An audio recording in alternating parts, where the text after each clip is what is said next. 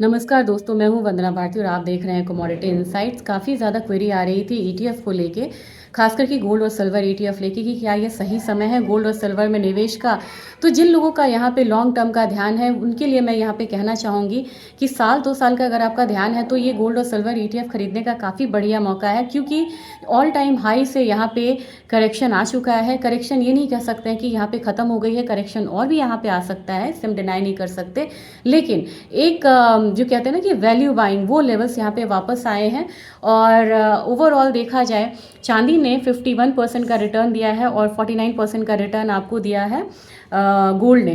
तो मेरे ख्याल से रिटर्न वाइज ये काफ़ी बढ़िया को मतलब कि रहा है ये साल। अगला साल भी आपको यहाँ पे बढ़िया रहेगा, रिपीट नहीं हो सकता ये वाला परफॉर्मेंस, लेकिन पॉजिटिव आपको रिटर्न्स रहेंगे। अब आपको रिटर्न्स में बताना चाहूँगी, अगर गोल्ड का CAGR लिया जाए 15 साल का तो ये लगभग 14 to 15% का रिटर्न इसने हर साल दिया है। अगर चांदी की बात की जाए तो ये 8% 9% रहा है, लेकिन अब चांदी की रफ्तार हम लोग जानते हैं कि तेज़ है, तो चांदी में बेहतर रिटर्न होने की ज़्यादा संभावना है। अब मैं यहाँ पे बताना चाहूँगी कि कुछ फैक्टर्स हैं। एक तो मैंने रिटर्न आपको बता दिया, कुछ फैक्टर्स हैं जो कि चांदी और सोना दोनों को ऊपर रखेगा। इंटरेस्ट रेट कट की बात यहाँ पे है, रिसेशन है तो आपको गोल्ड ETF काफ़ी ज़्यादा एक इम्पैक्ट डालेगा, सेफ हेवन बाइंग यहाँ पे आएगी। इंडस्ट्रियल बाइंग जो है चांदी की वो काफ़ी ज़्यादा बढ़िया रहेगी, क्योंकि AI है यहाँ पे, AI में डिमांड है, आपको कूलिंग डिमांड है, आपको क्लीन एनर्जी ग्रीन एनर्जी की डिमांड यहाँ पे आती है, आपको 5G की डिमांड में सिल्वर की काफ़ी ज़्यादा 5G में सिल्वर की डिमांड है। तो इन सब चीज़ों को देखते हुए मुझे लग रहा है कि एक बढ़िया मौका है आपको एंट्री करने का। और लेवल्स आपको क्या मिल रहे हैं, मैं अभी प्राइसेस देख रही थी। अगर एक्सेस का अगर आप गोल्ड ETF लेते हैं तो आपको 100.93 के करीब आपको मिल रहा है यूनिट। यहाँ पे क्लोजिंग कितनी हुई है, लगभग 1,21,000 के करीब यहाँ पे क्लोजिंग हुई है।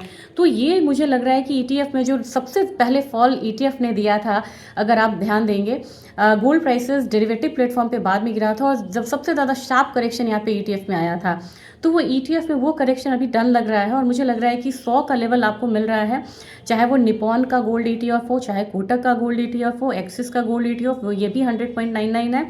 UTI देखेंगे, ये भी 101.45 है, ये थोड़ा एक्सपेंसिव है। लेकिन आपको अभी फ्यूचर्स मार्केट जो है, जो गोल्ड का स्पॉट रेट है, उससे ये डिस्काउंट में चल रहा है, तो यहाँ पे एक आपको अच्छे दाम पे मिलने की संभावना है। अगर चांदी की बात करेंगे तो वो डिस्काउंट इतना ज़्यादा चांदी में नज़र नहीं आ रहा, क्योंकि चांदी का जो सप्लाई साइड है वो ज़्यादा डेफिसिट में है। तो अगर आप चांदी की बात करेंगे तो जैसे ICICI का आपको 148 के करीब मिल रहा है एक यूनिट, मिराई का आपको 145 मिल रहा है, ये सस्ता मिल रहा है। अगर आप कोटक देखेंगे तो 144 मिल रहा है, निपॉन 142 मिल रहा है, जो कि सबसे ज़्यादा डिस्काउंट पे है। और चांदी की क्लोजिंग क्या है, 1,48,287 के करीब। तो इस हिसाब से मुझे लग रहा है कि गोल्ड जो है वो ज़्यादा डिस्काउंट पे है एज़ कम्पेयर सिल्वर, कम डिस्काउंट पे है, लेकिन फिर भी यहाँ पे एक मौका है आपको एंट्री करने का। एक चीज़ मैं आपको बोल रही हूँ कि यहाँ पे आप अपना निवेश जो है वित्तीय सलाहकार के अनुसार ही करिए। ये बस मेरी एक निजी राय थी, यहाँ पे मेरा कोई पर्सनल निवेश नहीं है। और कोई करेक्शन अगर आता है, आपको लग रहा है कि कोई करेक्शन आ गया यहाँ पे, मैंने यहाँ पे बाइंग करी थी, अगर आपके पास स्पेयर फंड है तो वहाँ पे आप एवरेजिंग कर सकते हैं, क्योंकि ये एक बढ़िया कमोडिटी क्लास है जो कि आने वाले समय में आपको बेहतर रिटर्न दे सकता है। और इसके साथ मैं ये चाहूँगी कि अगर आपको ये वीडियो अच्छा लगा है तो इसको आप ज़्यादा से ज़्यादा शेयर करिएगा, सब्सक्राइब करिएगा, लाइक करिएगा। इन दोनों में मैं कमेंट्स आंसर नहीं कर पा रही हूँ, लेकिन मैं जल्दी ही वो भी शुरू करूँगी। Thank you.